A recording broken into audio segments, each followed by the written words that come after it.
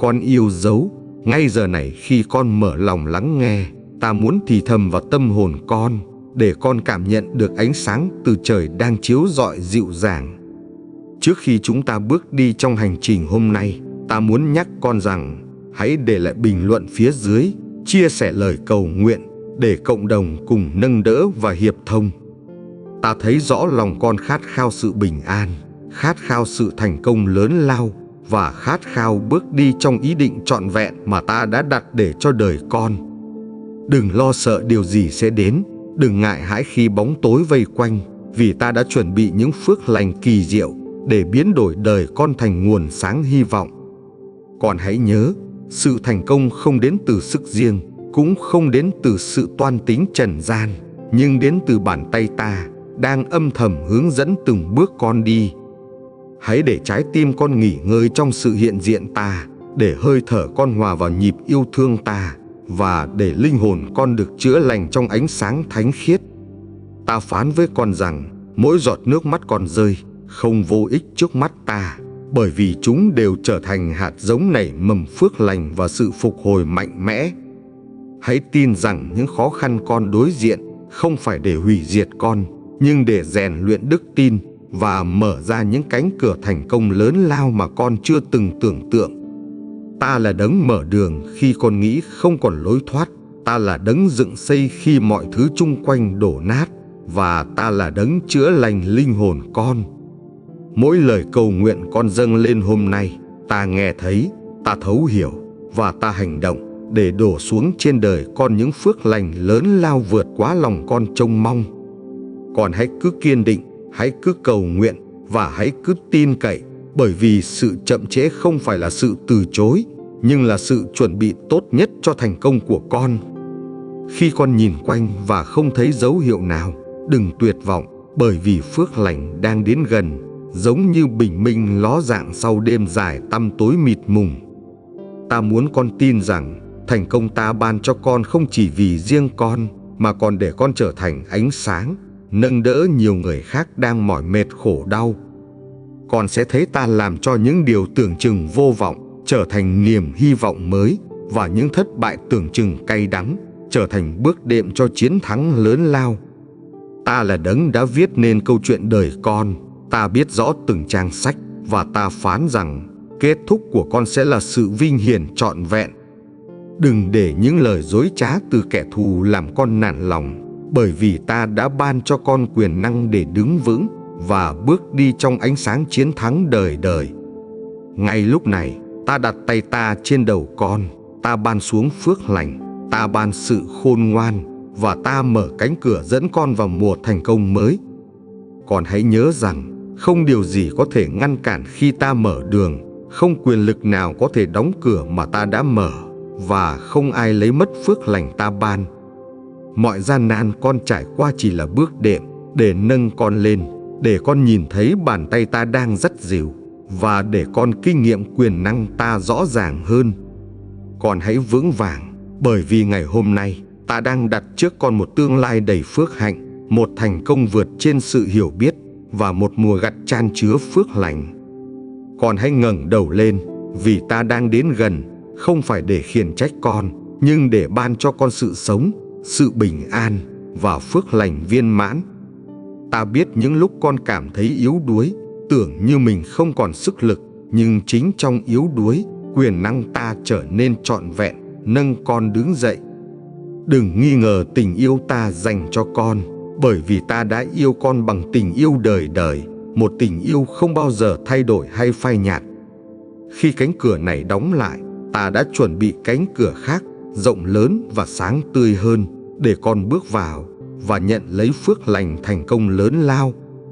Ta nhìn thấy nỗi lo trong lòng con về tương lai, nhưng con hãy nhớ, ta là đấng nắm giữ ngày mai, và ta hoạch định con đường an lành cho con.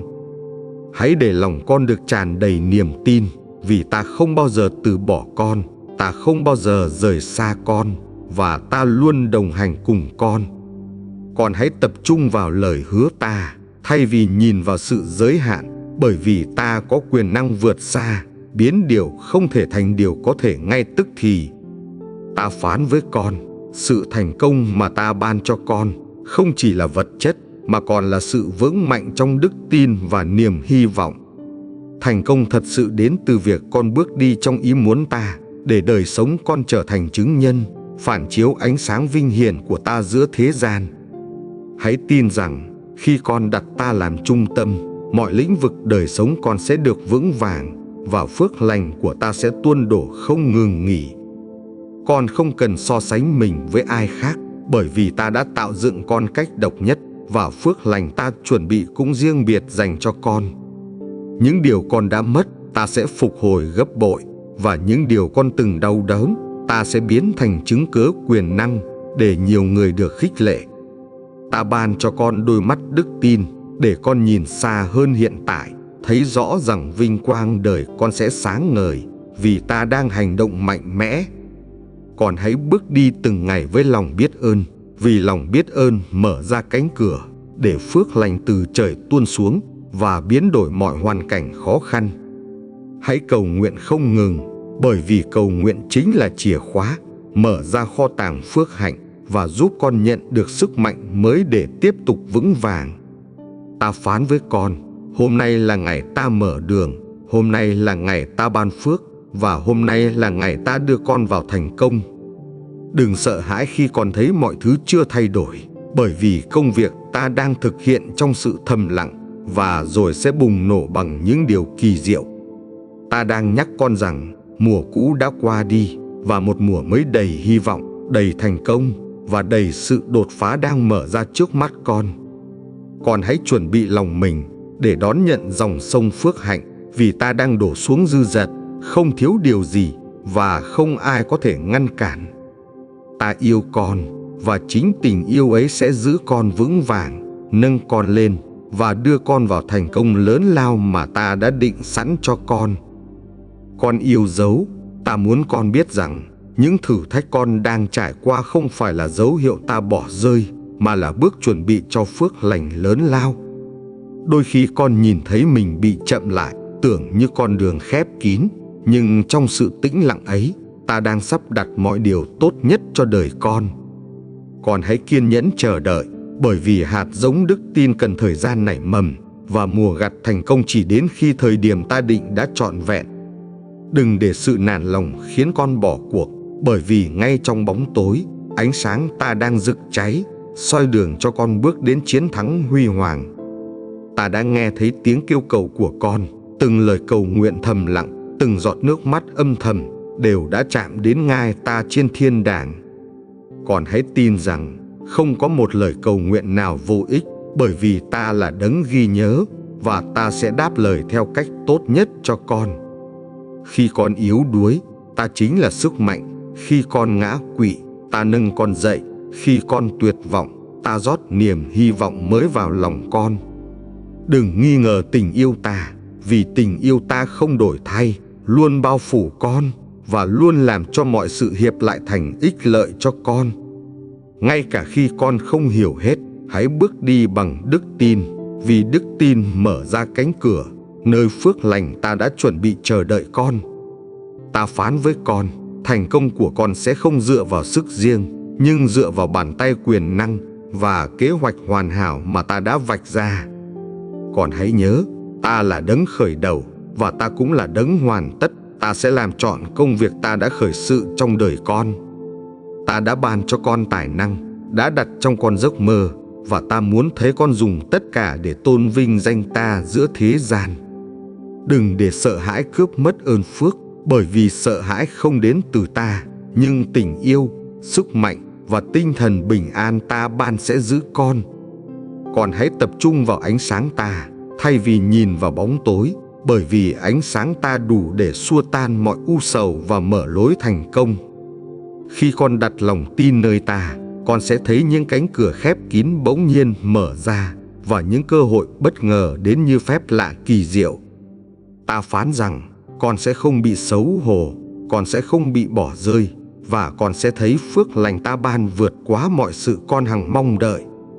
Hãy để trái tim con giữ vững niềm hy vọng, bởi vì hy vọng là ngọn đèn sáng dẫn con qua đêm tối đến nơi vinh quang ta đã chuẩn bị.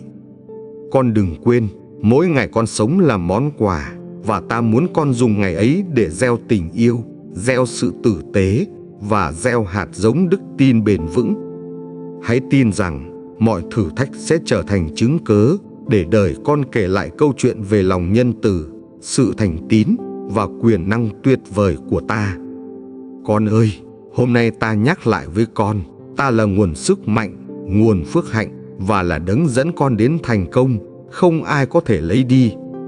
Con yêu dấu, ta muốn con biết rằng thành công ta ban cho con không phải chỉ là phần thưởng, mà là minh chứng cho tình yêu và sự thành tín không đổi của ta. Khi con bước đi trong con đường ta chỉ dẫn, con sẽ thấy rõ rằng từng bước đi không hề uổng phí mà đều dẫn con đến mùa gặt vinh hiển. Ta đã nhìn thấy những lần con thất bại, những lần con khóc trong âm thầm, nhưng con hãy nhớ, ta đang biến tất cả thành nền tảng cho chiến thắng rực rỡ. Đừng sợ hãi khi con cảm thấy mình lạc lõng, bởi vì ta đang cầm tay con, dẫn dắt con qua những lối mòn khô cằn để đưa đến cánh đồng phước hạnh. Con hãy tin rằng ngay cả những bước đi chậm rãi hôm nay cũng đang được ta dùng để rèn luyện, để chuẩn bị cho sự thăng tiến và thành công mai sau. Ta phán rằng không có gì trong đời con nằm ngoài tầm kiểm soát ta, và mọi sự ta cho phép xảy ra đều có mục đích lớn lao vượt trên hiểu biết con.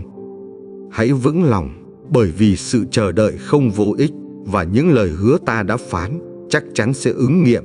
Dù trời đất đổi thay, lời ta không hề thay đổi. Con đã từng nghĩ mình bị bỏ rơi, nhưng con hãy nhìn lại, từng bước con đi, ta luôn có mặt, âm thầm gìn giữ và che chở con khỏi tai ương. Đừng để những lời chỉ trích làm con nản lòng, bởi vì ta biết con là ai, ta biết giá trị con, và ta đã gọi con bằng chính tên con. Ta đang mở ra những cánh cửa mà trước đây bị khóa kín, và ta sẽ đưa con đến nơi phước hạnh, nơi thành công sẽ trở thành bài ca ngợi khen ta. Con ơi, ta muốn con nhớ rằng thành công thật sự không phải chỉ là đạt được mục tiêu, nhưng là thấy sự hiện diện ta trong từng khoảnh khắc của hành trình. Mỗi lần con dâng lời cầu nguyện, con đang gieo hạt giống vào cánh đồng thiên thượng, và đến mùa, con sẽ gặt lấy hoa trái phước hạnh dư dật. Đừng ngại khi con phải bắt đầu lại, bởi vì ta làm cho mọi sự mới, và ta có thể biến sự khởi đầu nhỏ bé thành một kết quả huy hoàng. Ta phán rằng, dù kẻ thù có bày mưu chống lại, chúng sẽ không thắng được, bởi vì ta đã bao phủ con bằng tình yêu và quyền năng bảo vệ vững chắc. Con hãy bước đi với lòng tin, vì ta đang làm việc trong hậu trường, và chẳng bao lâu nữa, con sẽ thấy kết quả rực rỡ hiển hiện trước mắt con.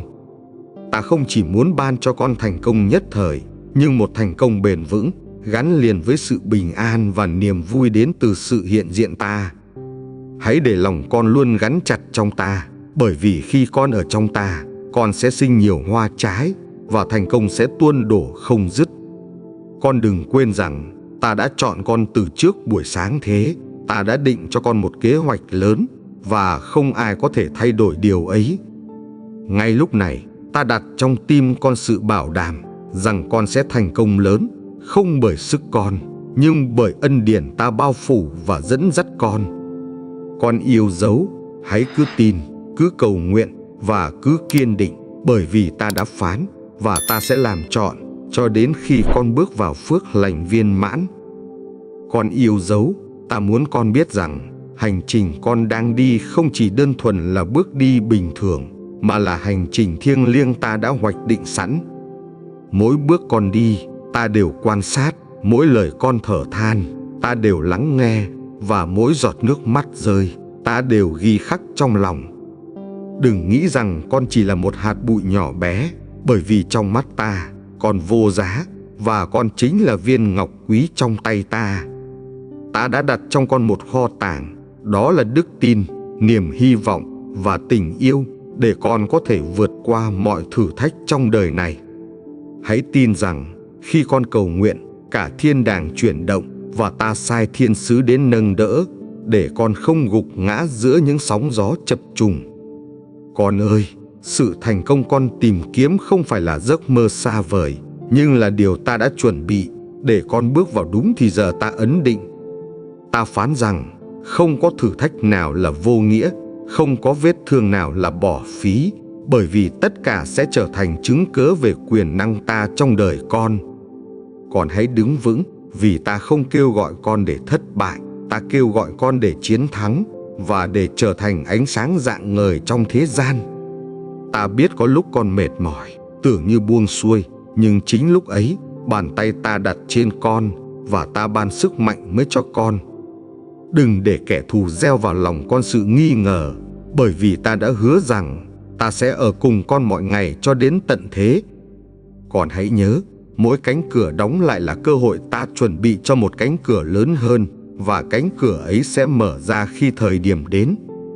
Hãy bước đi trong sự bình an, bởi vì bình an ta ban không giống như thế gian ban, nhưng là sự bình an vượt trên mọi hiểu biết, giữ lòng con trọn vẹn. Ta phán với con rằng, thành công không chỉ đo bằng kết quả bên ngoài, mà còn bằng sự trưởng thành trong tâm hồn và sự gần gũi con có với ta. Con hãy dùng lời cầu nguyện như chiếc chìa khóa, mở ra kho tàng phước hạnh ta cất giữ, và rồi con sẽ kinh nghiệm sự tuôn đổ bất ngờ từ trời. Đừng sợ hãi khi con bước vào những con đường mới, vì ta đã đi trước, san bằng chông gai và dựng nên lối thẳng cho con vững vàng tiến bước. Con ơi, ta muốn con hiểu rằng sự thành công ta ban luôn gắn liền với mục đích ta, để đời con trở thành minh chứng sống động cho tình yêu ta. Mỗi thử thách con đang đối diện sẽ trở thành nền móng để xây dựng đức tin mạnh mẽ và để chuẩn bị cho vinh quang lớn lao đang chờ phía trước. Hãy tin rằng không có giọt mồ hôi nào bị bỏ phí, không có nỗ lực nào bị quên lãng, bởi vì ta ghi nhận tất cả và ban thưởng xứng đáng. Còn hãy cứ trung tín, hãy cứ bền lòng, bởi vì ta sẽ làm trọn mọi lời hứa và đưa con vào mùa gặt phước hạnh, một mùa gặt chan chứa vinh quang. Con yêu dấu, hãy biết rằng ta không bao giờ xa con, và trong từng khoảnh khắc ta đang thì thầm dẫn dắt con vào thành công lớn lao ta đã định sẵn. Con yêu dấu, ta muốn con hiểu rằng mọi kế hoạch đời con đều nằm trong tay ta, và ta đang viết nên câu chuyện thành công đầy vinh hiển cho con. Khi con cảm thấy con đường phía trước mịt mù, đừng lo sợ, bởi vì ta chính là ánh sáng dẫn đường, soi rõ từng bước con đi trong bóng tối. Ta đã chọn con, không phải để con gục ngã, nhưng để con đứng vững, và để cuộc đời con trở thành lời chứng sống động về quyền năng của ta. Con hãy tin rằng, dù hoàn cảnh hiện tại khó khăn thế nào, thì phước lành ta đã định vẫn chắc chắn, và không ai có thể cướp đi điều ấy. Đừng để thất bại làm con nhụt chí, bởi vì chính trong thất bại, ta rèn luyện con, và từ cho tàn, ta làm nảy sinh những chiến thắng rực rỡ.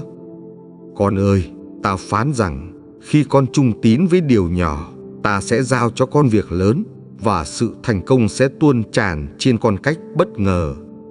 Ta muốn con nhớ, thành công thật sự không phải chỉ ở chỗ con đạt được, nhưng ở chỗ con bước đi cùng ta và giữ lòng mình trong sự bình an. Con hãy bước đi từng ngày với lòng biết ơn, vì lòng biết ơn mở ra cánh cửa phước hạnh và khiến con nhìn thấy phép lạ ta đang làm. Hãy dâng cho ta nỗi lo âu, vì ta sẽ biến nó thành niềm hy vọng, và hãy trao cho ta yếu đuối, vì ta sẽ biến nó thành sức mạnh. Còn hãy kiên nhẫn, bởi vì thời điểm ta luôn hoàn hảo, không chậm, không nhanh, nhưng đúng lúc, và khi ta ra tay, sự thành công sẽ ngập tràn. Ta phán với con rằng, mọi giọt nước mắt hôm nay sẽ trở thành hạt giống, gieo xuống cánh đồng, và đến mùa, con sẽ gặt lấy hoa trái dư dật. Con đừng nghĩ rằng ta không nghe, bởi vì từng lời cầu nguyện con thốt lên đều vang vọng nơi thiên đàng, và ta ghi nhớ chúng trong sách đời đời.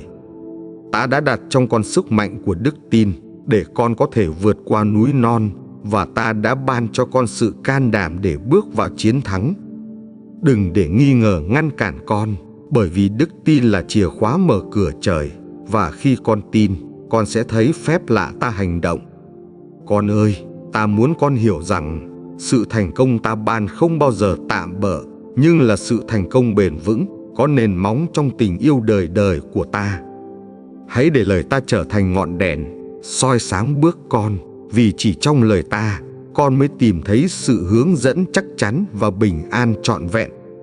Con hãy tin rằng ta đang mở ra con đường mới, con đường phước hạnh, nơi con sẽ bước đi với niềm vui và gặt hái thành công vượt ngoài mong đợi.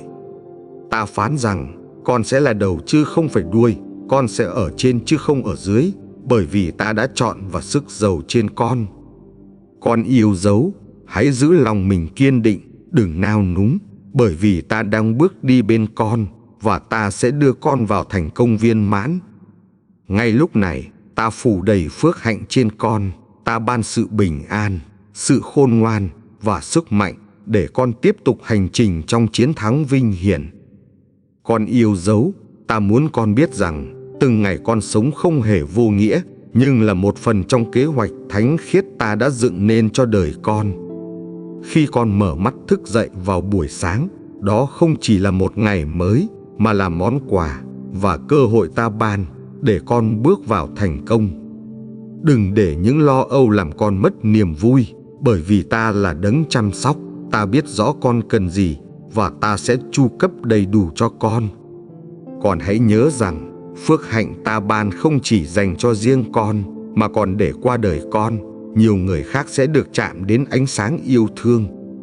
Ta nhìn thấy con lo lắng vì những điều chưa đến, nhưng con ơi, đừng sợ, bởi vì ta đã đi trước, chuẩn bị con đường đầy phước hạnh cho con.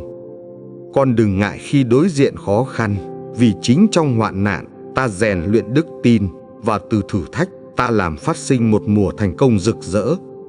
Ta phán với con rằng dù cánh cửa thế gian đóng lại, ta sẽ mở một cánh cửa khác, rộng lớn hơn, và không ai có thể ngăn cản phước hạnh ấy. Con ơi, ta đã gọi con bằng chính tên con, ta biết rõ từng suy nghĩ, và ta đã định sẵn những bước đi để đưa con đến vinh quang viên mãn. Đừng nghi ngờ tình yêu ta, bởi vì tình yêu ấy không dựa trên thành tích con làm, nhưng dựa trên bản chất không đổi của ta, là yêu thương đời đời. Hãy để lòng con luôn kết nối với ta, vì khi con ở trong ta, con sẽ sinh nhiều hoa trái, và thành công sẽ theo đuổi con đến trọn đời.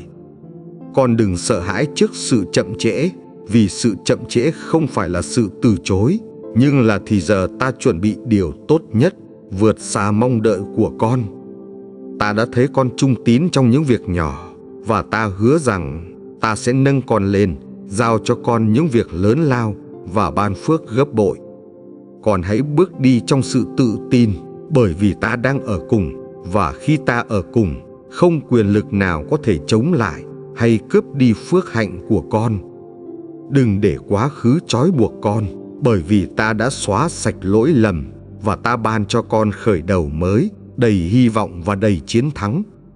Con ơi, hãy để lời ta trở thành nền tảng, vì khi con đứng trên lời ta, con sẽ vững vàng, không gì có thể làm lung lay niềm tin con.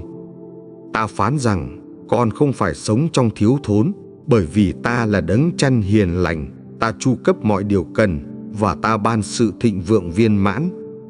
Con hãy nhớ rằng phước hạnh ta ban luôn dư dật, không chỉ vừa đủ, nhưng là tràn đầy, để con có thể chia sẻ và trở thành nguồn phước cho nhiều người. Ta muốn con tin rằng những ước mơ ta đặt trong tim con không phải là ảo tưởng, nhưng là lời hứa, và chúng sẽ thành hiện thực theo thì giờ ta. Hãy kiên định, bởi vì đức tin con đang giữ sẽ mang lại kết quả, và sự trung tín của con hôm nay sẽ mở ra cánh cửa thành công ngày mai. Con yêu dấu, ta phán rằng con không bao giờ đơn độc, và ngay cả khi con không cảm nhận được, ta vẫn đang nắm chặt tay con từng ngày. Con ơi, ta muốn con biết rằng mỗi ngày con sống đều quý giá, và ta đang dùng từng khoảnh khắc để xây dựng một tương lai rạng ngời cho con. Khi con cảm thấy mỏi mệt, đừng lo lắng, bởi vì ta chính là sức mạnh, ta sẽ nâng đỡ con, và ta sẽ ban cho con sự an nghỉ thật.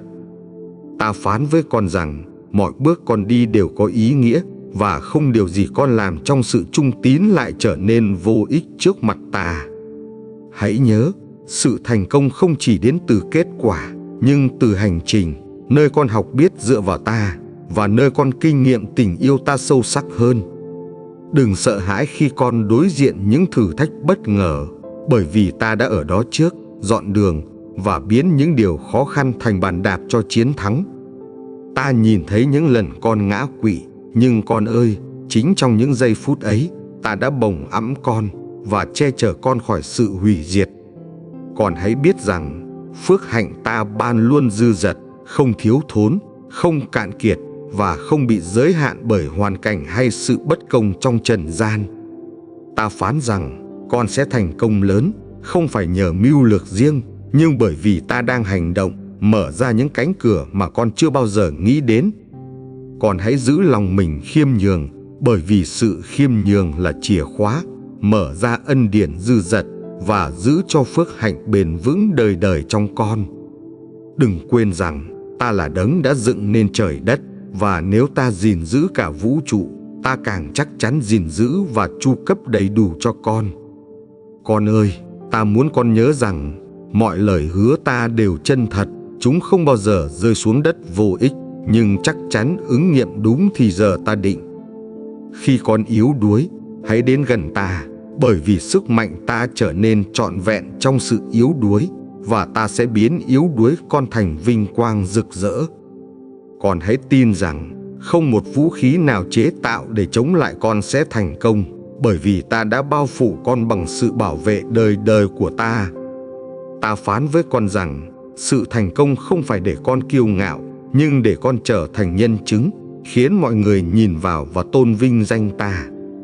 Hãy để trái tim con rộn ràng niềm vui, bởi vì niềm vui trong ta chính là sức mạnh, giúp con vượt qua mọi thử thách và tiến vào chiến thắng.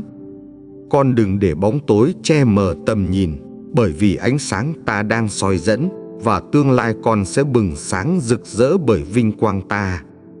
Ta đã đặt trong con giấc mơ, và giấc mơ ấy không phải là ảo ảnh, nhưng là lời hứa, và ta sẽ khiến nó thành sự thật.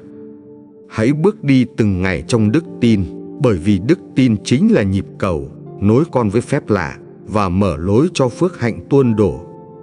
Con ơi, ngay lúc này, ta phán rằng, con đang ở trong tiến trình phước hạnh, và sắp tới, con sẽ nhìn thấy sự thành công rực rỡ chưa từng có.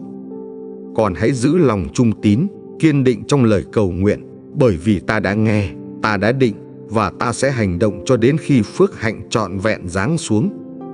Con yêu dấu, ta muốn con hiểu rằng, sự thành công ta ban không phải là ngẫu nhiên, nhưng được chuẩn bị kỹ lưỡng trong tình yêu và ý định tốt lành đời đời của ta.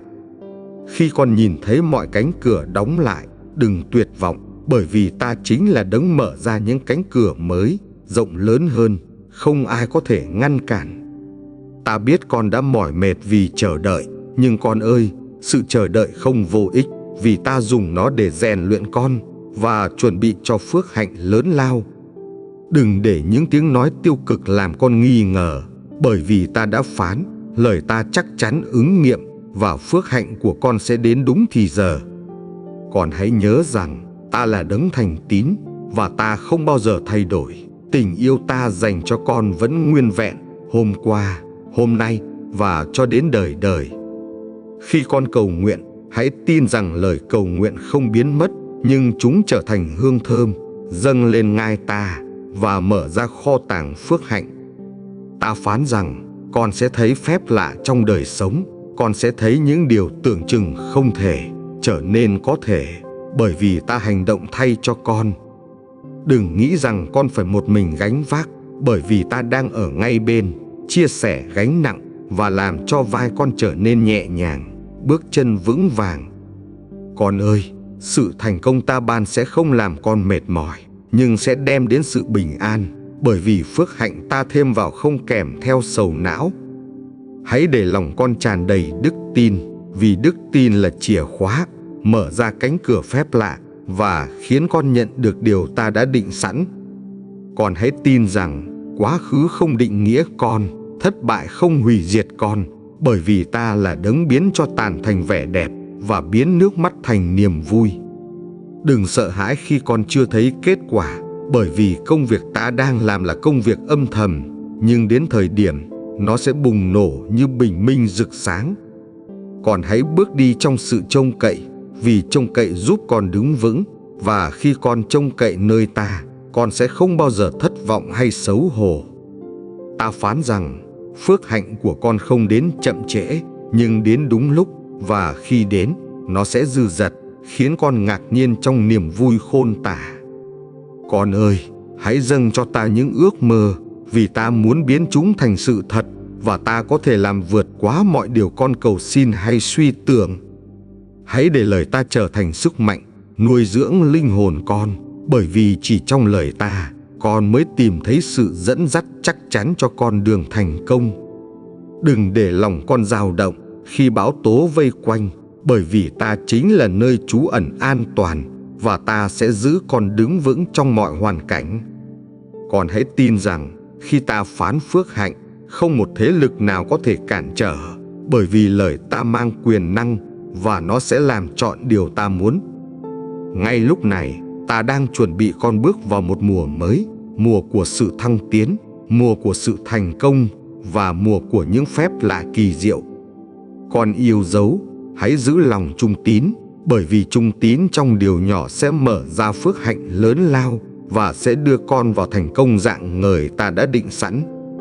Con ơi, ta muốn con biết rằng không một điều gì trong đời con xảy ra ngoài sự cho phép của ta, và ta đang biến tất cả thành ích lợi cho con. Khi con yếu đuối, ta chính là sức mạnh. Khi con vấp ngã, ta nâng con dậy. Khi con tuyệt vọng, ta thổi vào con niềm hy vọng mới. Đừng sợ hãi những gì phía trước, bởi vì ta đã đi trước con, dọn sạch con đường, và ta sẽ ở cùng con trên từng bước hành trình. Con hãy nhớ rằng, sự thành công ta ban không chỉ để con được tôn cao, mà để danh ta được vinh hiển, và để nhiều người khác được chạm đến ân điển. Hãy tin rằng, mỗi giọt mồ hôi con đổ xuống không bị bỏ phí, mỗi lời cầu nguyện con thốt ra đều được ta ghi nhớ, và đều mang lại kết quả trong thì giờ. Ta phán với con rằng, không có rào cản nào có thể chặn đứng, bởi vì khi ta mở cửa, không ai có thể đóng, và phước hạnh sẽ tuôn đổ không ngừng. Con ơi, hãy bước đi với lòng dạn dĩ, bởi vì ta không ban cho con tinh thần sợ hãi, nhưng ban cho con sức mạnh, tình yêu và sự bình an vững chắc. Đừng nhìn vào giới hạn của mình, nhưng hãy nhìn vào ta, đấng có quyền năng làm vượt quá mọi điều con cầu xin, vượt quá cả những ước mơ con ấp ủ. Ta muốn con hiểu rằng, thành công thật không chỉ đo bằng tài sản, mà là sự trọn vẹn trong linh hồn, nơi con tìm thấy sự bình an trong ta. Con hãy kiên nhẫn, bởi vì mọi việc ta làm đều có thì giờ, và đến đúng mùa, con sẽ thấy mùa gặt bội thu, đầy dẫy phước lành dư dật. Hãy để lòng con luôn gắn bó trong cầu nguyện, bởi vì cầu nguyện giữ con gần ta, và mở ra những kho tàng thiêng liêng vượt quá trí hiểu nhân loại. Con ơi, ta phán rằng, khi con trung tín trong điều nhỏ, ta sẽ nâng con lên, và trao vào tay con những trọng trách lớn lao cùng phước hạnh dư đầy. Đừng nản lòng khi người đời không nhìn thấy giá trị con, bởi vì ta biết rõ con, và ta đã chọn con trước khi thế gian này thành hình. Hãy để lời ta làm vũ khí, giữ vững niềm tin con, bởi vì kẻ thù sẽ tìm cách gieo nghi ngờ, nhưng lời ta là chân lý giải phóng con. Con hãy đứng vững, bởi vì sự thành công con chờ đợi sẽ đến, không phải như một tia sáng thoáng qua, nhưng như mặt trời mọc, chiếu sáng vĩnh hằng trên đời con. Ta phán rằng, phước hạnh của con không đến từ người đời, nhưng đến từ chính ta, và khi ta ban, không ai có thể cất đi khỏi con. Con ơi, ngay cả khi con đi trong sa mạc khô cằn, ta vẫn có thể làm trổ hoa, và biến nơi khô hạn thành vườn phước hạnh xanh tươi. Đừng quên rằng, ta đã đặt trong con giấc mơ lớn, và ta không bao giờ bỏ mặc giấc mơ ấy, nhưng sẽ hoàn tất nó cho đến khi thành hiện thực. Con hãy tiếp tục trung tín, bởi vì sự trung tín là nền tảng, giữ cho thành công con bền vững, và làm cho phước hạnh con không ngừng gia tăng đời đời. Con yêu dấu, ta phán rằng, con sẽ thành công, bởi vì ta đã chọn, đã gọi, và đã sức dầu trên con, để con bước vào phước hạnh viên mãn ta định sẵn. Con yêu dấu, ta muốn con nhớ rằng, không một giây phút nào trong đời con là vô nghĩa, bởi vì mọi khoảnh khắc đều nằm trong kế hoạch thánh khiết ta đã sắp đặt. Khi con cảm thấy lòng mình yếu đuối, hãy ngước mắt nhìn ta, bởi vì ta chính là nguồn sức mạnh, là đấng nâng đỡ con vượt qua mọi thử thách gian nan. Ta đã thấy con trung tín trong những ngày khó khăn, và ta phán rằng không một giọt nước mắt nào vô ích, chúng đều trở thành hạt giống phước lành đời đời. Con ơi, ngay lúc này ta muốn con mở lòng, hãy để lại một lời cầu nguyện trong bình luận, để cộng đồng cùng nâng đỡ, và để đức tin con thêm vững chắc. Đừng ngại chia sẻ, bởi vì khi con viết ra điều trong lòng, con đang gieo hạt giống đức tin, và ta sẽ làm chúng sinh hoa kết trái phước hạnh. Ta phán rằng sự thành công đang đến gần hơn con tưởng, và những cánh cửa ta chuẩn bị sắp mở ra sẽ khiến con ngạc nhiên trong niềm vui khôn tả. Hãy giữ lòng con bình an, bởi vì phước hạnh ta ban không đến cùng sầu não, nhưng mang theo sự vui mừng, niềm hy vọng và bình an vững bền không lay chuyển. Con đừng nhìn vào hoàn cảnh để đo lường giá trị mình, bởi vì con quý giá trong mắt ta, và con được định để trở nên người chiến thắng trong vinh quang. Khi con thấy mình bé nhỏ, hãy nhớ rằng ta chính là đấng toàn năng, ta làm nên những điều lớn lao, và ta có thể nâng con lên cao. Con hãy tin rằng không một điều gì kẻ thù âm mưu có thể ngăn cản, bởi vì ta là đấng chiến đấu thay cho con, và chiến thắng đã được định sẵn. Đừng để sự nghi ngờ làm mở đi tầm nhìn, bởi vì đức tin chính là đôi mắt giúp con thấy rõ kế hoạch ta và nhận ra phước hạnh sắp đến. Ta phán với con rằng thời điểm ta luôn hoàn hảo, và khi ta ra tay, sự thành công sẽ đến như thác lũ, tràn đầy, chan chứa, vượt quá mọi sự trông mong. Con ơi, hãy để trái tim con tràn ngập niềm vui, bởi vì niềm vui trong ta chính là sức mạnh giúp con kiên định bước đi qua mọi hoàn cảnh. Hãy giữ sự cầu nguyện không ngừng, bởi vì cầu nguyện nối kết linh hồn con với ta, và cầu nguyện mở ra kho tàng phước hạnh ta đã chuẩn bị cho con. Ta nhìn thấy con lo lắng về tương lai, nhưng con ơi, đừng sợ, bởi vì ta nắm giữ ngày mai, và ta đã hoạch định con đường thành công cho con. Con hãy tin rằng mọi việc ta làm đều nhằm mục đích tốt đẹp, dù hiện tại con chưa thấy rõ, nhưng sau cùng con sẽ hiểu và tôn vinh danh ta. Ta phán rằng con sẽ bước vào mùa gặt mới, mùa gặt của sự thăng tiến, mùa gặt của sự đột phá, và mùa gặt phước lành dư dật từ trời. Con ơi, hãy bước đi từng ngày với lòng biết ơn, vì lòng biết ơn chính là chìa khóa mở ra thêm nhiều phước hạnh và giữ con đứng vững trong bình an. Đừng sợ khi con thấy sóng gió nổi lên, bởi vì ta chính là nơi nương náu an toàn, và ta sẽ giữ con vượt qua mọi bão tố trong bình an. Ngay giờ này, ta đang bao phủ con bằng tình yêu, ta ban sức mạnh mới, và ta mở ra cánh cửa thành công lớn để con bước vào phước hạnh rực rỡ. Con yêu dấu, ta muốn con hiểu rằng những điều con đang trải qua hôm nay chỉ là bước chuẩn bị để ngày mai con có thể đứng vững trong thành công rực rỡ. Khi con nhìn thấy những trở ngại lớn, đừng lo sợ, bởi vì chính trong hoạn nạn, ta đang bày tỏ quyền năng và biến điều bất lợi thành bàn đạp cho chiến thắng. Ta phán với con rằng phước hạnh của con không bị giới hạn, nhưng dư dật, tràn đầy và được ban cho để con trở thành nguồn phước, chia sẻ cùng những người chung quanh. Con ơi, ta biết con đã nhiều lần tự hỏi tại sao con phải chờ đợi lâu, nhưng con hãy nhớ, thì giờ ta luôn hoàn hảo và tốt đẹp nhất. Đừng để sự chậm trễ làm con nản lòng, bởi vì ta đang dùng thời gian ấy để rèn luyện đức tin và chuẩn bị con cho phước hạnh lâu bền vĩnh cửu. Ta phán rằng khi con đặt trọn niềm tin nơi ta, con sẽ không bao giờ thất vọng, bởi vì ta không bao giờ làm điều gì nửa vời. Con hãy để trái tim con ngập tràn hy vọng, bởi vì hy vọng chính là ngọn đèn soi sáng, dẫn con vượt qua đêm tối để đến bình minh vinh hiển của ta. Đừng nhìn vào những gì mắt trần thấy, bởi vì mắt đức tin sẽ giúp con thấy rõ rằng ta đang hành động mạnh mẽ phía sau bức màn vô hình. Con ơi, hãy tin rằng sự thành công ta ban cho con sẽ không bị lay chuyển, bởi vì nó được xây dựng trên nền tảng vững chắc là tình yêu đời đời của ta. Hãy để lời ta trở thành ngọn đèn, soi sáng lối đi, vì chỉ trong lời ta, con mới tìm được sức mạnh và sự hướng dẫn chắc chắn cho hành trình thành công. Đừng sợ khi con phải bước qua những cánh đồng khô hạn, bởi vì ta có thể làm cho suối nước tuôn trào và biến nơi hoang vu thành vườn xanh phước hạnh. Ta phán rằng, ngay cả những gì con tưởng đã mất, ta sẽ phục hồi gấp bội và sẽ khiến chúng trở thành lời chứng mạnh mẽ về sự thành tín của ta. Còn hãy biết rằng, thành công ta ban không đến để đè nặng, nhưng đến để giải phóng, để con sống trong tự do, bình an và sự dư dật từ trời. Đừng quên, ta là đấng đã gọi con, ta cũng là đấng sẽ hoàn tất, và không có thế lực nào ngăn cản công việc ta đã khởi sự trong con. Con ơi, hãy cứ kiên định, bởi vì sự kiên định sẽ giữ con đứng vững, và sự trung tín sẽ mở ra những cánh cửa phước hạnh không ai có thể đóng lại.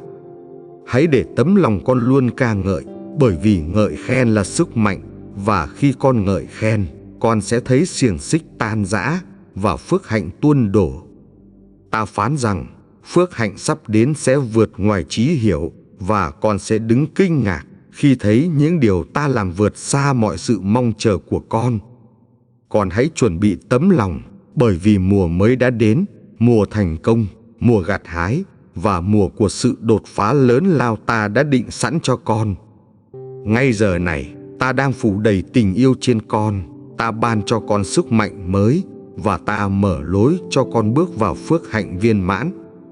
Con yêu dấu, hãy vững vàng, bởi vì ta là đấng trung tín, ta sẽ không bỏ rơi con, và ta sẽ đưa con đến đích thành công rạng ngời.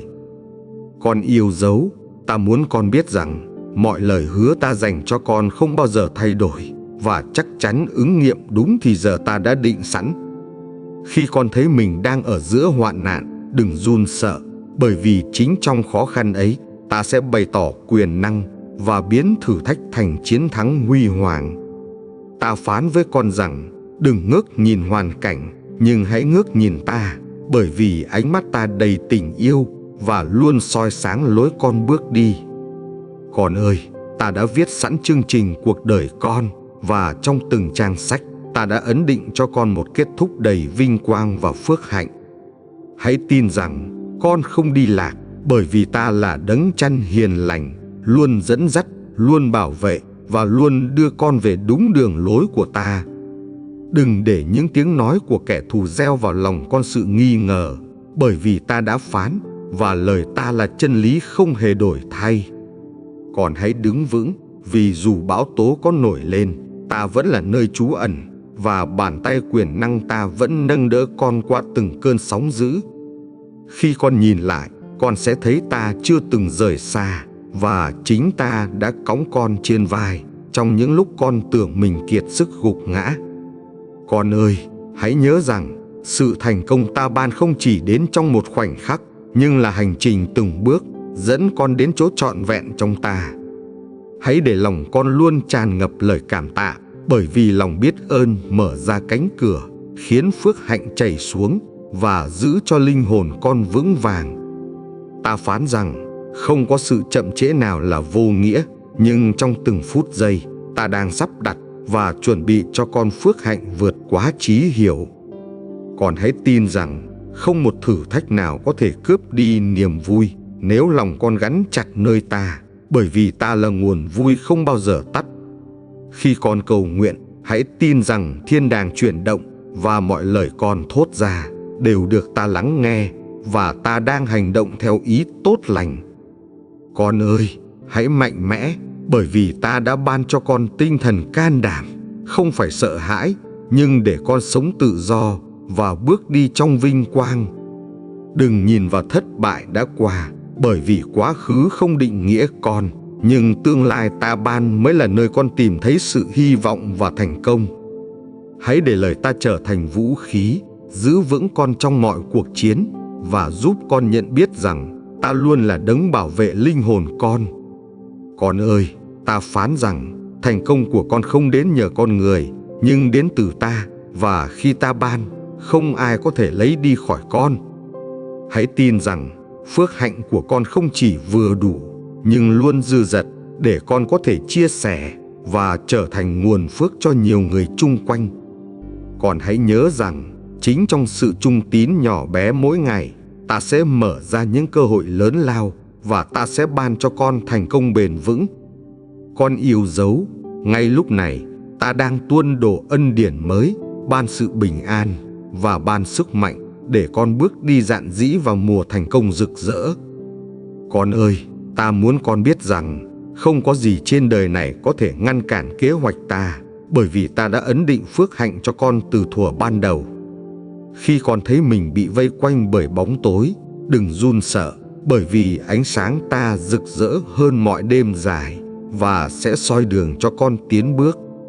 Ta phán rằng mỗi giọt nước mắt con rơi sẽ trở thành hạt giống và mùa gặt sẽ đến, đem lại niềm vui dư đầy, vượt trên mọi khổ đau con từng chịu. Con hãy đứng vững, bởi vì sự thành công không đến trong ngày một ngày hai, nhưng trong sự kiên nhẫn và trong lòng trung tín, phước hạnh sẽ tuôn đổ không ngừng. Đừng nghĩ rằng những thất bại làm con kém giá trị, bởi vì trong mắt ta, con luôn quý giá và ta biến cả thất bại thành chiến thắng rực rỡ. Con ơi, hãy đặt lòng trông cậy nơi ta, bởi vì ta là đấng trung tín, ta không bỏ con và ta sẽ hoàn tất công việc đã khởi sự. Ta phán với con rằng, sự thành công không chỉ để con hưởng phước, nhưng để con trở thành nguồn sáng, khích lệ và nâng đỡ những người đang mỏi mệt quanh con. Con hãy để lời ta trở thành nền móng, bởi vì khi con đứng vững trong lời ta, con sẽ không bị lung lay và phước hạnh con sẽ bền vững. Hãy tin rằng không một vũ khí nào chế tạo để chống lại con sẽ thành công, bởi vì ta đã bao phủ con bằng sự bảo vệ toàn năng từ trời. Con ơi, đừng để lòng sợ hãi chiếm chỗ, bởi vì tình yêu ta hoàn hảo sẽ xua tan mọi lo âu và giữ lòng con trong bình an vững vàng. Khi con cầu nguyện, hãy tin chắc rằng ta đang hành động ngay cả khi mắt con chưa thấy, và ta sẽ trả lời theo cách tốt nhất cho con. Ta muốn con biết rằng sự thành công ta ban không giống thế gian, bởi vì nó đi kèm với sự bình an và nó tồn tại bền lâu trong ân điển. Con hãy nhớ rằng ta đã gọi con để làm đầu chứ không phải đuôi, ở trên chứ không ở dưới, và ta đã định cho con phước hạnh dư dật. Đừng nhìn vào những thiếu thốn hôm nay, bởi vì ngày mai ta sẽ chu cấp, ta sẽ ban cho con nhiều hơn những gì con có thể cầu xin hay tưởng tượng. Con ơi, ta phán rằng khi con trung tín gieo hạt giống bằng đức tin, con sẽ gặt lấy mùa bội thu, và thành công của con sẽ làm vinh hiển danh ta. Hãy để trái tim con luôn ca ngợi, bởi vì ngợi khen chính là sức mạnh giúp con vượt qua khó khăn và mở ra dòng chảy phước hạnh từ thiên đàng. Con hãy kiên định, bởi vì sự kiên định giữ con đứng vững, và ta sẽ làm cho niềm tin con trở thành ngọn núi vững chãi, không gì có thể lay động. Đừng quên rằng chính ta đã đặt trong con giấc mơ, và giấc mơ ấy không phải là ảo tưởng, nhưng là lời hứa ta chắc chắn sẽ làm thành. Ngay lúc này, ta đang tuôn đổ sự khôn ngoan mới, ta đang ban cho con sức mạnh, và ta đang mở ra cánh cửa phước hạnh, đưa con đến thành công rực rỡ. Con yêu dấu, hãy vững vàng, bởi vì ta ở cùng, và khi ta ở cùng, con chắc chắn sẽ đi từ chiến thắng này đến chiến thắng khác trong phước hạnh đời đời. Con yêu dấu, ta muốn con biết rằng không một thử thách nào con đối diện hôm nay có thể ngăn cản được phước hạnh ta đã định, bởi vì kế hoạch ta luôn vững bền. Khi con cảm thấy lạc lõng, hãy nhớ rằng ta vẫn ở bên, ta không bỏ rơi, và ta luôn dẫn con đi qua những con đường đầy ánh sáng hy vọng. Con ơi, ta phán rằng sự thành công không đến từ may mắn, nhưng đến từ ân điển, từ tình yêu, và từ bàn tay quyền năng ta đang hoạt động mạnh mẽ trong đời con. Đừng để những tiếng nói tiêu cực làm mở đi niềm tin, bởi vì đức tin chính là chiếc chìa khóa mở ra cánh cửa phước hạnh và đưa con đến mùa thành công. Hãy để lòng con luôn kết nối với ta, bởi vì khi con ở trong ta, con sẽ sinh nhiều hoa trái, và phước hạnh đời con sẽ dư dật không ngừng. Con ơi, ta muốn con hiểu rằng không có nỗi đau nào vô ích, bởi vì ta có thể biến những vết thương ấy trở thành bằng chứng về sự chữa lành và phục hồi. Khi con thấy mình cô đơn, hãy nhớ rằng ta là người bạn đồng hành, luôn nắm tay, luôn an ủi và luôn nâng đỡ con bằng tình yêu bền vững. Ta phán rằng con sẽ thấy những điều kỳ diệu, không phải chỉ một lần, nhưng liên tiếp, bởi vì ta muốn đời con trở thành bài ca ngợi khen ta. Hãy để lời ta trở thành vũ khí, bảo vệ tâm hồn con, bởi vì kẻ thù tìm cách gieo nghi ngờ, nhưng chân lý ta sẽ giữ con vững vàng. Con ơi, đừng nhìn vào sự giới hạn, bởi vì ta là đấng vô hạn, và ta có thể làm vượt quá mọi điều con cầu xin hay con tưởng tượng. Khi con kiên định trong sự cầu nguyện, con đang gieo hạt giống thiêng liêng, và đến mùa, con sẽ gặt hái mùa màng dư dật, đầy dẫy phước hạnh thiên thượng. Đừng nản lòng khi con chưa thấy kết quả, bởi vì công việc ta đang làm trong thầm lặng, và đến đúng thời điểm, nó sẽ bùng nổ như ánh sáng bình minh. Con ơi, ta phán với con rằng, thành công ta ban không chỉ để con vui mừng, nhưng để con trở thành ánh sáng, soi rọi và khích lệ nhiều linh hồn khác.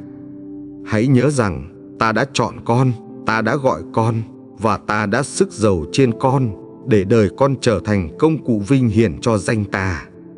Con đừng để sự sợ hãi cướp mất niềm vui, bởi vì tình yêu ta hoàn hảo sẽ xua tan mọi lo âu và ban cho con sự bình an bền vững. Khi con yếu đuối, hãy đến gần ta, bởi vì trong sự yếu đuối, sức mạnh ta được bày tỏ, và ta sẽ biến gánh nặng con thành lời chứng rực rỡ. Con yêu dấu, ta muốn con nhớ rằng, sự thành công ta ban cho con không đến từ sức riêng, nhưng từ ân điển và tình yêu vô bờ của ta dành cho con. Khi con thấy mọi cánh cửa đóng kín, đừng nản lòng, bởi vì ta đang chuẩn bị một cánh cửa mới, lớn hơn, rộng hơn và đầy dẫy phước hạnh cho con. Con ơi, đừng bao giờ nghĩ rằng lời cầu nguyện của con vô ích, bởi vì ta ghi nhớ từng lời và chúng trở thành hạt giống, sớm muộn cũng sinh hoa trái. Hãy kiên định, bởi vì sự kiên định sẽ giữ con đứng vững, và ta sẽ khiến cho niềm tin con trở thành nền tảng vững chắc cho phước hạnh lâu bền. Ta phán với con rằng, khi con tin cậy ta, con sẽ nhìn thấy điều kỳ diệu, những điều tưởng chừng không thể bỗng trở thành có thể bởi quyền năng vĩ đại của ta.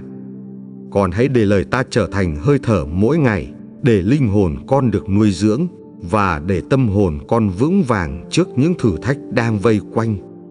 Đừng lo lắng về ngày mai, bởi vì ngày mai đã nằm trong tay ta, và ta đã hoạch định con đường phước hạnh cho con, đầy hy vọng và bình an. Con yêu dấu, ngay lúc này ta muốn nhắc con, hãy nhớ đăng ký và chia sẻ video này, để nhiều người khác cũng được chạm đến lời sống và phước hạnh. Khi con gieo một hành động nhỏ, nó có thể trở thành dòng sông phước hạnh chảy đến nhiều người, và qua đó, danh ta được vinh hiển trên thế gian. Con ơi, hãy nhớ rằng, ta không chỉ ban cho con phước hạnh, nhưng còn gọi con trở thành nguồn phước, để ánh sáng con chiếu rọi cho những linh hồn đang mỏi mệt. Ta phán rằng, sự thành công con sẽ nhận không chỉ dành riêng cho con, mà sẽ trở thành minh chứng, để nhiều người khác tin rằng ta là đấng thành tín. Hãy để trái tim con luôn ngập tràn niềm vui, bởi vì niềm vui trong ta chính là sức mạnh, giúp con đứng vững và giúp con chiến thắng mọi gian nan. Đừng sợ hãi khi con bước vào điều mới, bởi vì ta đã đi trước con, ta mở đường, và ta sẽ dẫn con vào sự thành công trọn vẹn. Con hãy nhớ rằng, phước hạnh ta ban luôn dư dật, không chỉ đủ cho con, nhưng còn tuôn tràn ra, để con có thể chia sẻ cho những người xung quanh. Ta muốn con biết rằng, ngay cả khi con cảm thấy mình bé nhỏ, ta vẫn có thể dùng con làm điều lớn lao, và khiến đời con trở thành chứng cớ quyền năng. Hãy để linh hồn con được nghỉ ngơi trong sự hiện diện ta, bởi vì chỉ trong ta, con mới tìm thấy sự an ủi và niềm bình an bền vững. Con ơi, đừng ngần ngại trao cho ta nỗi lo lắng, bởi vì ta sẽ biến nó thành niềm hy vọng, và biến gánh nặng thành niềm vui trong chiến thắng. Ta phán với con rằng, không có gì con làm trong sự trung tín lại vô ích, bởi vì ta ghi nhớ tất cả, và ta sẽ trả lại cho con bội phần. Con hãy đứng vững, bởi vì ta đang chuẩn bị con bước vào mùa mới, mùa gặt của sự thăng tiến, mùa gặt của phước hạnh và mùa gặt của thành công rạng ngời.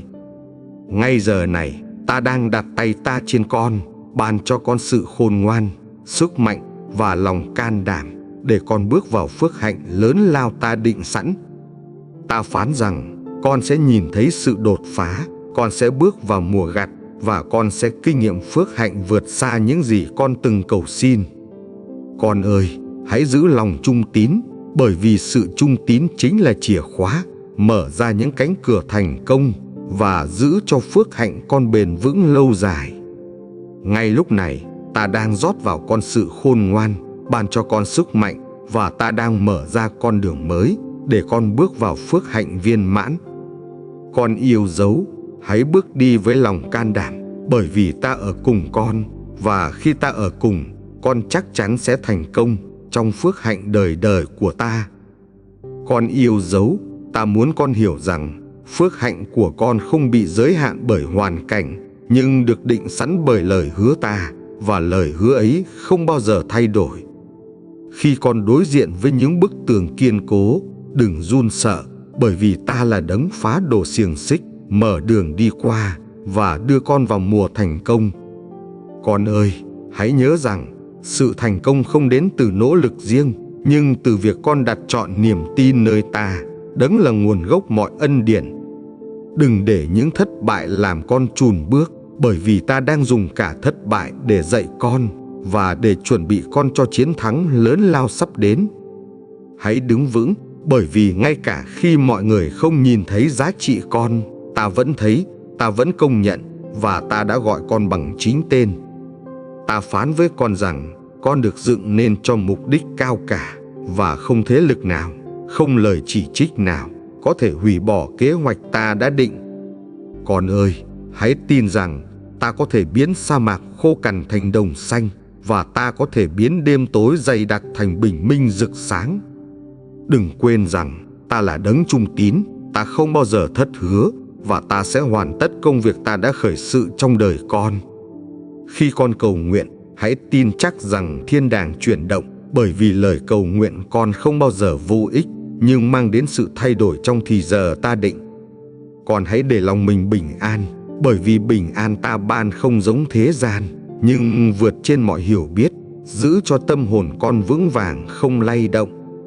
Ta phán với con rằng sự thành công ta chuẩn bị cho con không chỉ đem lại niềm vui, nhưng còn là minh chứng cho quyền năng ta giữa thế gian.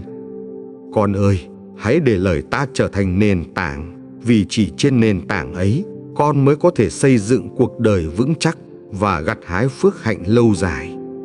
Đừng để nghi ngờ cướp mất niềm tin, bởi vì đức tin là chìa khóa mở cửa trời, và qua đó con sẽ nhận được phước hạnh lớn lao. Ta đã thấy con chịu đựng, ta đã nghe tiếng kêu than, và ta phán rằng không một giọt nước mắt nào của con rơi xuống là vô nghĩa. Con ơi, hãy nhớ rằng phước hạnh ta ban không chỉ cho hiện tại, nhưng còn cho tương lai, và nó sẽ ảnh hưởng đến nhiều thế hệ sau con. Khi con ngợi khen ta trong gian khó, đó chính là lúc con mở ra cánh cửa để phước hạnh tuôn đổ và để phép lạ xảy ra trong đời con. Ta phán rằng con sẽ không bao giờ bị bỏ rơi, bởi vì ta yêu con bằng tình yêu đời đời, và tình yêu ấy không gì có thể chia cắt. Con hãy kiên định, bởi vì sự kiên định hôm nay sẽ mở ra thành công ngày mai, và sự trung tín sẽ đưa con vào mùa gặt phước hạnh lớn lao. Đừng sợ khi con bước vào con đường mới, bởi vì ta đã đi trước, san bằng chông gai và dựng lối thẳng để con bước đi an toàn. Con yêu dấu, ngay lúc này ta đang đặt tay ta trên con, ban cho con sự khôn ngoan, sức mạnh và mở ra một mùa thành công rực rỡ trong đời con. Con yêu dấu, ta muốn con biết rằng sự thành công không phải là đích đến duy nhất, nhưng là hành trình nơi con từng ngày bước đi trong sự hiện diện yêu thương của ta. Khi con gặp trở ngại, hãy nhớ rằng chính trong những thử thách ấy, ta bày tỏ quyền năng và ta biến điều tưởng như bất lợi thành cánh cửa dẫn đến phước hạnh. Đừng sợ khi con không thấy lối đi, bởi vì ta là đấng mở đường. Ta biến sa mạc thành sông suối và biến chỗ khô hạn thành vườn xanh. Con ơi, hãy nhớ rằng phước hạnh ta ban không đến kèm sự lo âu, nhưng luôn mang đến bình an, vì ta không thêm gánh nặng, chỉ trao ân điển. Ta phán với con rằng con được dựng nên để tỏa sáng, và sự thành công ta chuẩn bị sẽ trở thành minh chứng, để nhiều người nhìn vào và ca ngợi danh ta. Hãy để niềm tin của con không lay chuyển, bởi vì đức tin chính là hạt giống, và hạt giống ấy sẽ sinh ra mùa gặt phước hạnh dư dật chưa từng thấy. Con đừng để quá khứ kìm hãm con, bởi vì ta đã xóa sạch lỗi lầm, ban cho con khởi đầu mới, và đặt trước con một tương lai vinh hiển. Khi con yếu đuối, hãy đến gần ta, bởi vì sức mạnh ta trở nên trọn vẹn trong sự yếu đuối, và ta sẽ nâng con đứng vững trên đôi chân đức tin. Con ơi, hãy tin rằng sự chậm trễ không phải là sự từ chối, nhưng là thời gian ta dùng để chuẩn bị con và để mở ra điều tốt đẹp nhất. Đừng để những lời nghi ngờ làm con mệt mỏi, bởi vì ta đã hứa và lời ta chắc chắn ứng nghiệm, không một lời nào rơi xuống đất vô ích. Hãy để lời ta trở thành nền tảng, bởi vì khi con xây dựng trên lời ta, con sẽ vững vàng và không bão tố nào có thể đánh gục con. Con ơi, hãy nhớ rằng phước hạnh ta ban không chỉ đủ cho con, nhưng còn tràn ra để con trở thành nguồn phước cho gia đình và nhiều người khác. Khi con ngợi khen giữa gian nan, con đang mở ra bầu trời, và chính lúc ấy, phước hạnh từ thiên thượng tuôn xuống, đem lại phép lạ trong đời sống. Ta phán rằng con sẽ bước đi từ vinh quang đến vinh quang, từ chiến thắng đến chiến thắng, và phước hạnh của con sẽ được gia tăng đời đời không dứt. Con ơi, hãy nhớ rằng không một thế lực nào có thể lấy đi điều ta ban, bởi vì phước hạnh ta đặt trên con đã được đóng ấn bằng tình yêu đời đời. Hãy để trái tim con tràn ngập biết ơn, bởi vì biết ơn giữ lòng con mềm mại và mở ra thêm nhiều phước hạnh, vượt quá cả những gì con mong chờ. Con hãy tin rằng tương lai con đầy hy vọng, bởi vì ta nắm giữ ngày mai, và ta đã hoạch định cho con một kết thúc đầy phước hạnh và vinh quang. Đừng nhìn vào giới hạn của bản thân, nhưng hãy nhìn vào ta, bởi vì ta có thể làm vượt quá, hơn gấp nhiều lần mọi điều con cầu xin. Ngay lúc này, ta đang rót xuống phước hạnh mới, ta ban cho con sức mạnh, sự khôn ngoan, và mở ra cánh cửa dẫn con vào thành công rạng rỡ.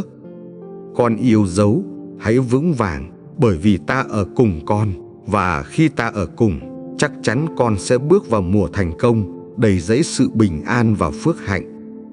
Con yêu dấu, ta muốn con nhớ rằng con không được định để sống trong sự thất bại, nhưng để bước vào sự thành công rực rỡ, bởi vì ta đã chọn con. Khi con cảm thấy cánh cửa khép lại, đừng run sợ, bởi vì ta chính là đấng mở cánh cửa khác, dẫn con vào nơi phước hạnh và bình an tràn đầy. Con ơi, hãy đứng vững trong đức tin, bởi vì đức tin là chiếc chìa khóa, mở ra kho tàng phước hạnh và đưa con vào một mùa gặt bội thu. Đừng để kẻ thù gieo vào lòng con sự nghi ngờ, bởi vì ta đã phán, lời ta không bao giờ thay đổi, và lời ta chắc chắn sẽ ứng nghiệm. Ta phán rằng mọi thất bại con từng trải qua không hề vô ích, bởi vì ta đang biến chúng thành nền móng, chuẩn bị con cho chiến thắng sắp đến.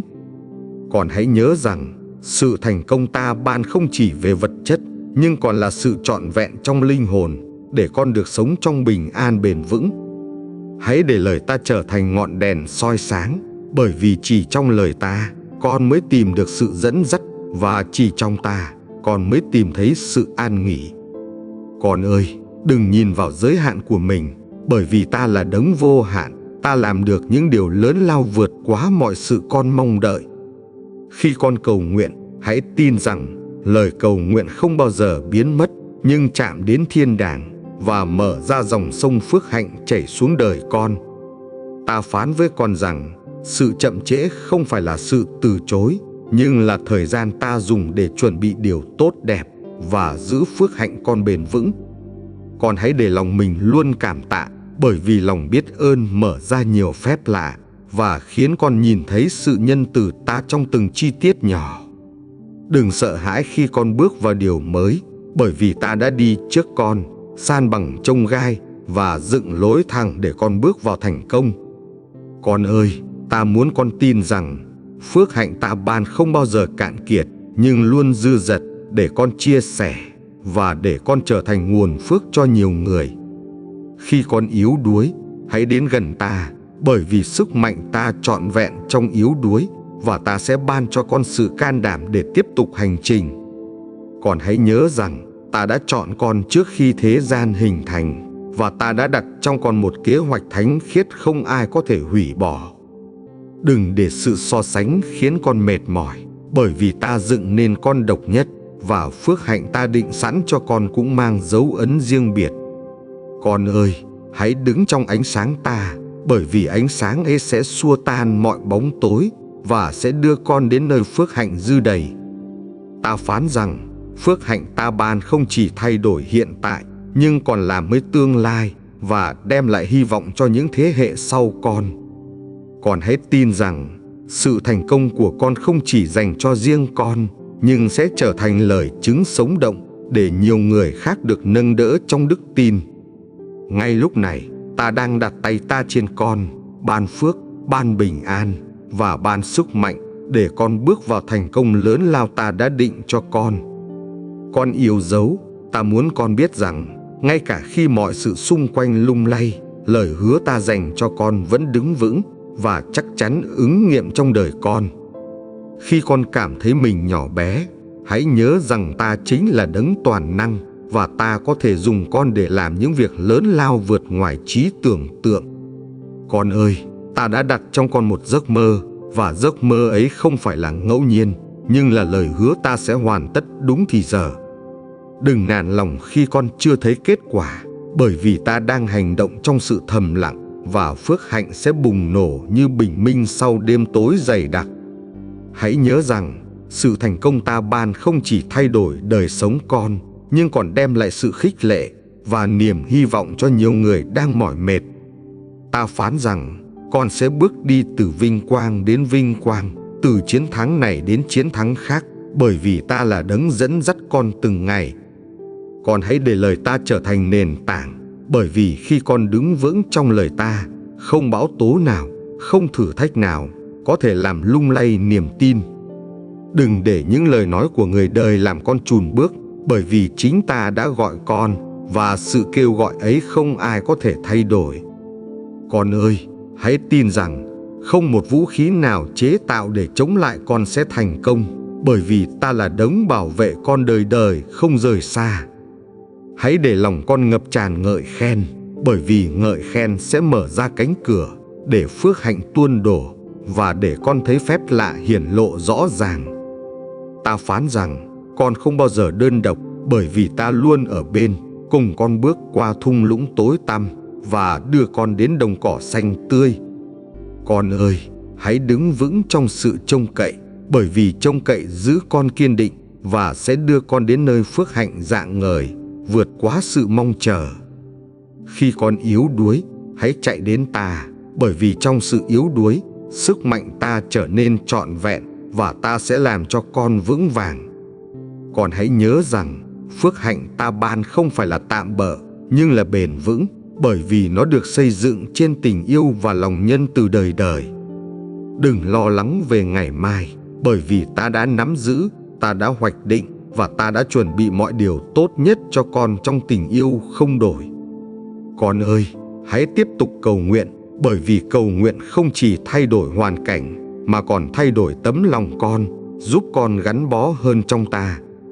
Hãy để sự hy vọng luôn cháy sáng trong con, bởi vì hy vọng sẽ dẫn lối và đưa con đến nơi phước hạnh, nơi ánh sáng rực rỡ đang chờ đợi. Ta phán rằng thành công con chờ đợi không phải là giấc mơ xa vời, nhưng là thực tại ta đang đưa con vào bằng ân điển và quyền năng. Ngay lúc này, ta ban cho con sự khôn ngoan mới, sức mạnh mới và mở ra những cánh cửa để con bước vào thành công rạng ngời ta đã định sẵn. Con yêu dấu, hãy vững vàng, bởi vì ta đã chọn con, đã gọi con và đã sức dầu trên con để con trở thành nhân chứng sống động về tình yêu ta. Con yêu dấu, ta muốn con nhớ rằng con không được định để sống trong sự thất bại, nhưng để bước vào sự thành công rực rỡ, bởi vì ta đã chọn con. Khi con cảm thấy cánh cửa khép lại, đừng run sợ, bởi vì ta chính là đấng mở cánh cửa khác, dẫn con vào nơi phước hạnh và bình an tràn đầy. Con ơi, hãy đứng vững trong đức tin, bởi vì đức tin là chiếc chìa khóa mở ra kho tàng phước hạnh và đưa con vào một mùa gặt bội thu. Đừng để kẻ thù gieo vào lòng con sự nghi ngờ, bởi vì ta đã phán, lời ta không bao giờ thay đổi và lời ta chắc chắn sẽ ứng nghiệm. Ta phán rằng mọi thất bại con từng trải qua không hề vô ích, bởi vì ta đang biến chúng thành nền móng, chuẩn bị con cho chiến thắng sắp đến. Còn hãy nhớ rằng, sự thành công ta ban không chỉ về vật chất, nhưng còn là sự trọn vẹn trong linh hồn, để con được sống trong bình an bền vững.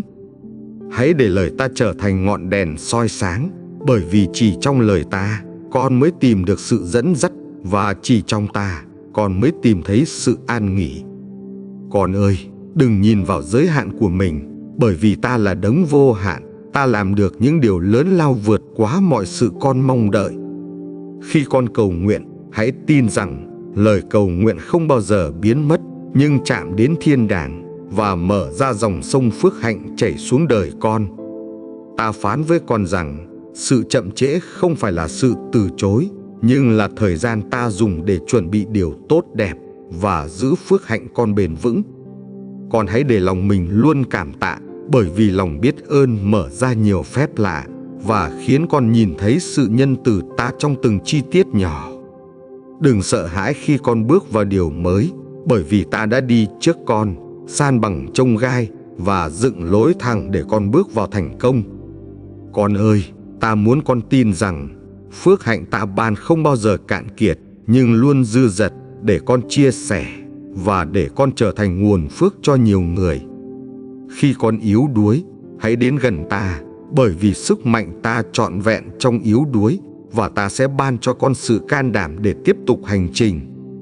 Con hãy nhớ rằng ta đã chọn con trước khi thế gian hình thành, và ta đã đặt trong con một kế hoạch thánh khiết không ai có thể hủy bỏ.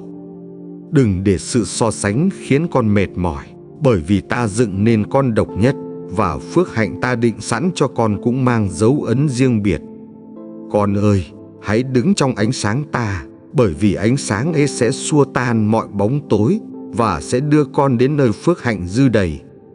Ta phán rằng, phước hạnh ta ban không chỉ thay đổi hiện tại, nhưng còn làm mới tương lai và đem lại hy vọng cho những thế hệ sau con.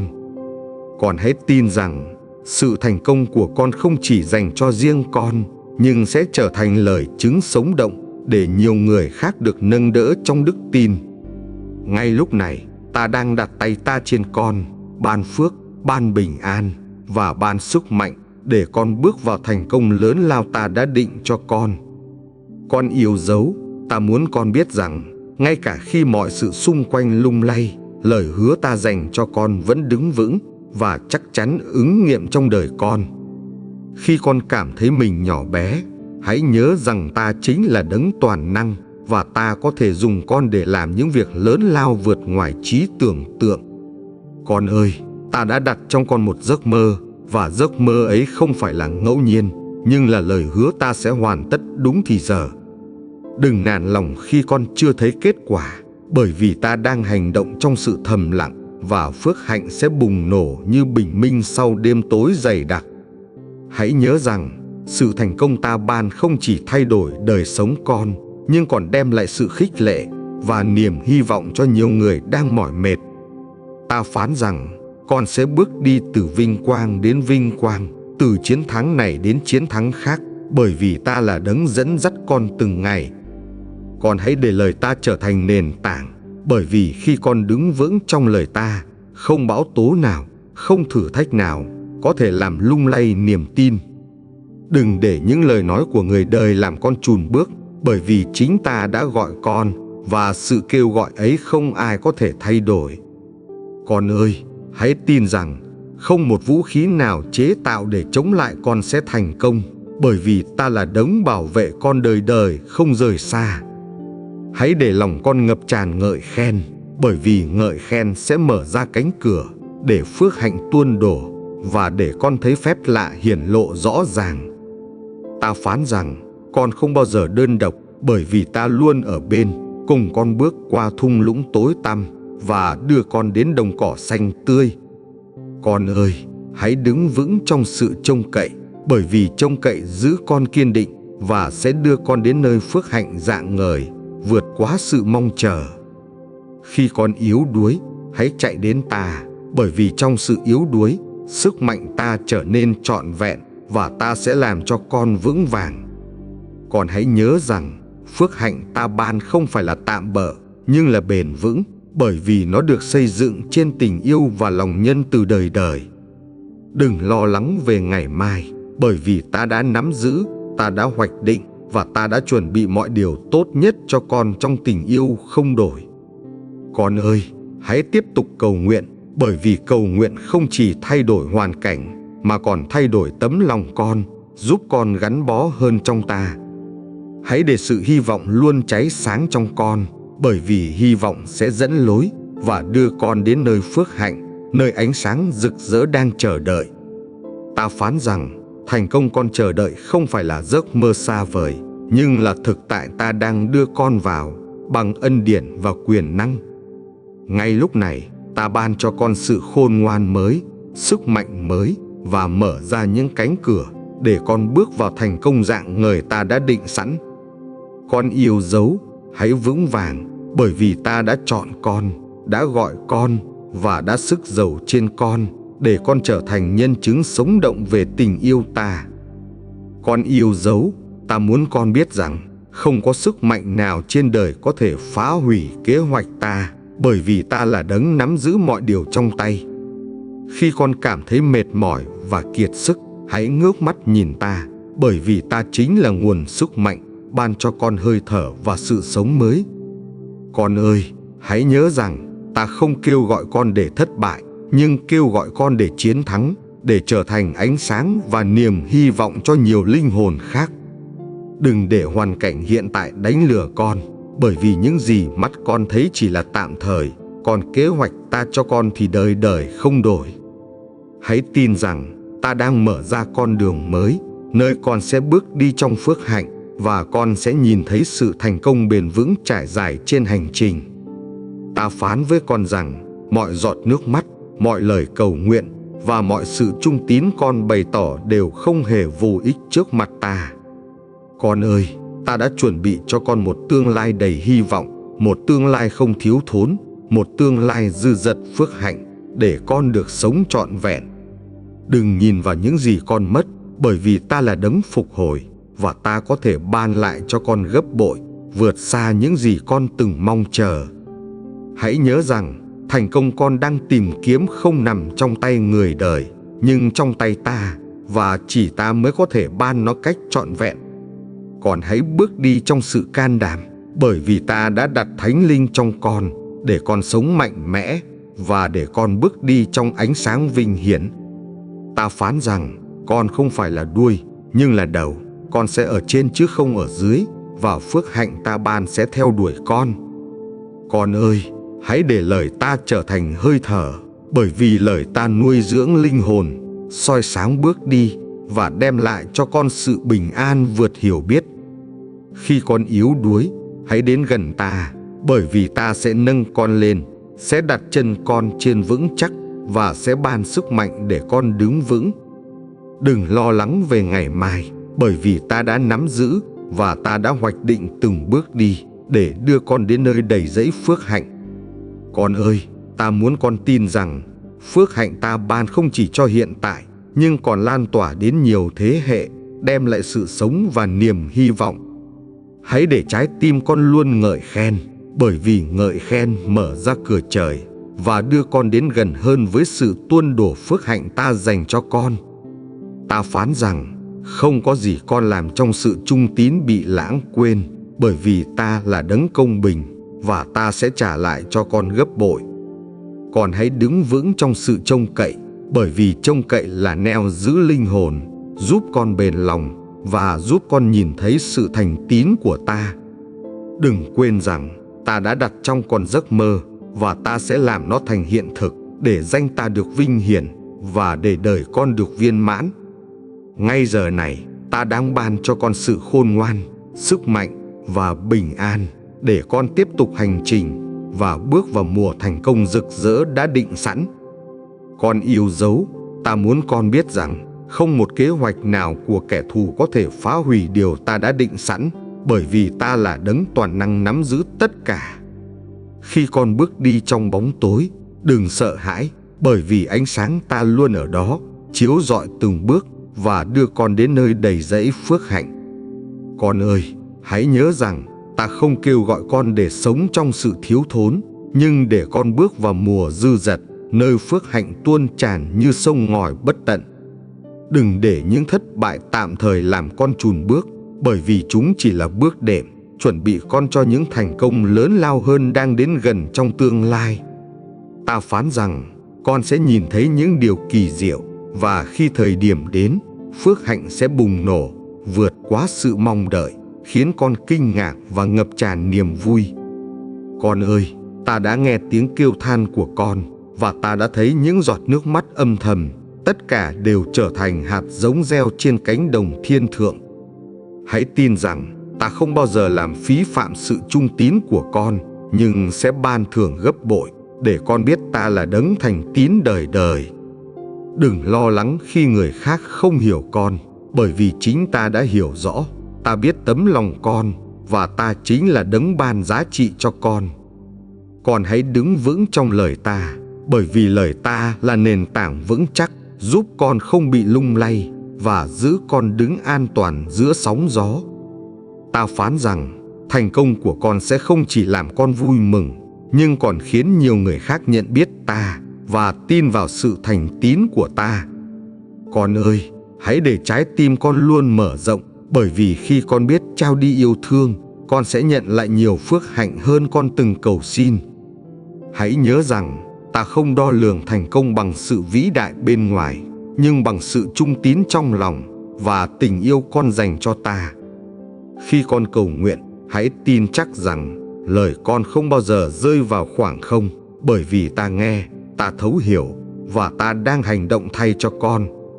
Con ơi, đừng nhìn vào sự giới hạn, bởi vì ta có thể làm vượt quá, nhiều hơn gấp bội, tất cả những gì con từng mong chờ hoặc cầu xin. Hãy để sự hy vọng luôn cháy sáng trong lòng con, bởi vì hy vọng chính là ngọn đèn giữ cho con đứng vững trong những ngày tối tăm. Ta phán với con rằng con được dựng nên cho một tương lai tươi sáng, và phước hạnh ta ban không bao giờ bị lấy đi, vì nó được đóng ấn bằng tình yêu. Con hãy để niềm vui trong ta trở thành sức mạnh, bởi vì niềm vui ấy giúp con vượt qua mệt mỏi và giữ con kiên định bước đi trong đức tin. Đừng sợ hãi khi con phải bước vào nơi chưa từng biết, bởi vì ta đã đi trước con, chuẩn bị sẵn đường lối và mở ra cánh cửa phước hạnh.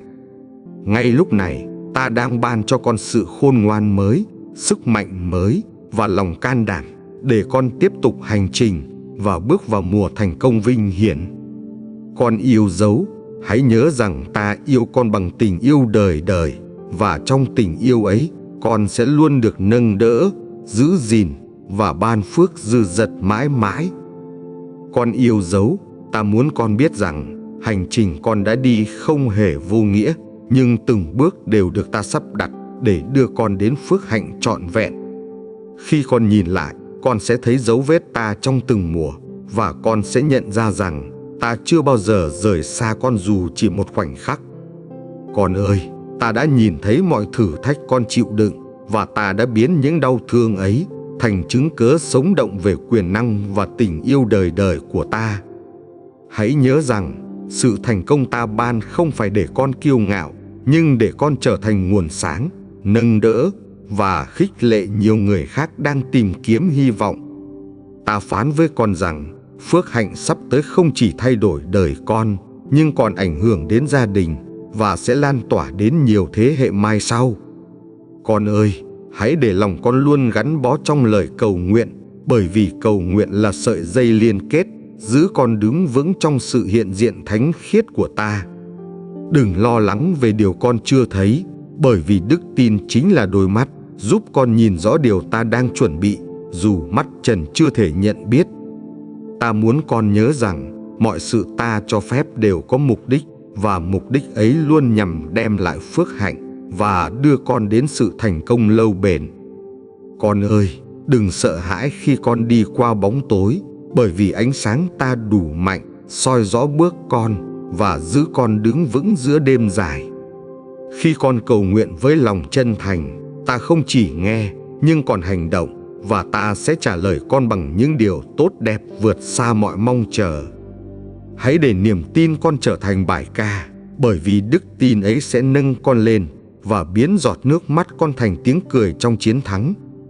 Con ơi, ta phán rằng con sẽ bước vào mùa mới, mùa phước hạnh chan chứa, mùa thành công vinh hiển và mùa gặt dư đầy ân điển. Đừng để lòng con ngập trong lo âu, bởi vì ta đã hứa, và lời hứa ta không bao giờ rơi xuống đất vô ích, nhưng chắc chắn ứng nghiệm đúng thì giờ. Còn hãy đứng vững, bởi vì ngay cả khi bão tố vây quanh, bàn tay ta vẫn đang nắm chặt, và ta sẽ không bao giờ để con ngã quỵ. Ta muốn con tin rằng phước hạnh ta ban sẽ dư dật, không chỉ đủ, nhưng luôn tràn đầy, để con chia sẻ và trở thành nguồn phước cho nhiều linh hồn khát khao. Khi con yếu đuối, hãy đến gần ta, bởi vì chính trong sự yếu đuối ấy, sức mạnh ta được bày tỏ, và ta sẽ biến gánh nặng con thành cơ hội. Con ơi, hãy để lòng biết ơn trở thành hơi thở mỗi ngày, bởi vì biết ơn giữ con khiêm nhường và mở ra thêm nhiều phép lạ tuôn đổ từ thiên đàng. Ta phán với con rằng thành công con sắp bước vào không phải là kết thúc, nhưng chỉ là khởi đầu của hành trình phước hạnh sâu sắc hơn trong ta.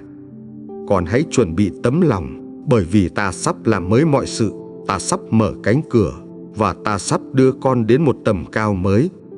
Ngay giờ này, ta ban cho con sự bình an, sự khôn ngoan và lòng dạn dĩ, để con bước vào phước hạnh và hoàn tất hành trình ta đã định sẵn. Con yêu dấu, ta phán với con rằng phước hạnh con đã chờ đợi đang đến gần, và nó sẽ làm thay đổi đời con theo cách vượt ngoài trí tưởng tượng. Ta đã nhìn thấy từng bước con đi qua, ta đã chứng kiến những hy sinh âm thầm, và chính giờ này ta đang chuẩn bị mở rộng cánh cửa thành công cho con. Con ơi, đừng sợ hãi nữa, bởi vì mùa hạn hán đã kết thúc, mùa tuôn tràn đang đến, và ta sẽ làm cho con ngập đầy sự dư dật. Ta phán rằng những giọt nước mắt con gieo sẽ biến thành niềm vui gặt hái, và con sẽ ca hát giữa đồng cỏ ân điển, nơi ta dẫn dắt linh hồn con. Hãy để lòng con nghỉ yên trong ta, bởi vì phước hạnh con sắp bước vào sẽ không do sức riêng, nhưng là nhờ ân điển vĩnh cửu của ta. Con ơi, ta muốn con biết rằng thành công này không chỉ cho con, nhưng còn cho nhiều người khác, để qua con, họ sẽ nhận biết ta là ai. Hãy tin rằng lời cầu nguyện thầm lặng của con không hề vô ích, bởi vì chúng đã chạm đến trời cao, và giờ này trời cao đang đáp lại bằng phước hạnh lớn. Con sẽ nhìn thấy sự thay đổi rõ rệt, những cánh cửa đóng chặt sẽ mở ra, và những điều từng tưởng như không thể sẽ trở thành điều có thật trong đời con. Ta phán rằng con sẽ trở thành nhân chứng sống, kể lại cho thế giới biết rằng ta là đấng ban phước, ta là đấng biến đổi và làm nên điều lạ lùng. Con ơi, hãy giữ lòng khiêm nhường, bởi vì chính sự khiêm nhường sẽ giữ con trong phước hạnh và làm cho con được đứng vững mãi trong sự hiện diện của ta. Ta sẽ nâng con lên cao, không phải để con khoe khoang, nhưng để ánh sáng ta qua con chiếu sáng và làm bừng dậy niềm hy vọng cho nhiều linh hồn đang lạc lối. Con yêu dấu, ngay lúc này, ta phán bình an của ta đang tràn xuống, chữa lành vết thương cũ và ban cho con sức mạnh mới để bước vào hành trình mới. Đừng lo lắng về ngày mai, bởi vì ngày mai nằm trong tay ta, và ta đã chuẩn bị sẵn mọi điều để con bước đi với sự yên bình. Con ơi, hãy ca ngợi ta, không chỉ khi phước hạnh đến, nhưng cả trong lúc chờ đợi, bởi vì sự ca ngợi giữ con đứng vững trong đức tin. Ta muốn con nhớ rằng ta chưa bao giờ bỏ rơi con, và ta sẽ mãi đồng hành cho đến khi phước hạnh ta hứa được trọn vẹn thực hiện trên đời con. Khi con rời khỏi nơi này, Hãy để lời ta ở mãi trong lòng con, để mỗi bước đi đều được hướng dẫn và mỗi ngày đều sống trong ân điển. Và giờ đây, con yêu dấu, ta nhẹ nhàng mời gọi con. Nếu con đã nhận phước hạnh, hãy chia sẻ điều ấy và hãy để lại bình luận bày tỏ niềm tin. Hãy để lời chứng của con trở thành hạt giống gieo vào lòng người khác, để nhiều linh hồn được khích lệ và để họ biết rằng Chúa vẫn hành động hôm nay. Con ơi, ta chúc phước cho con, ta ôm con trong tình yêu đời đời và ta ban cho con sự thành công lớn, dư dật và vinh hiển mãi mãi.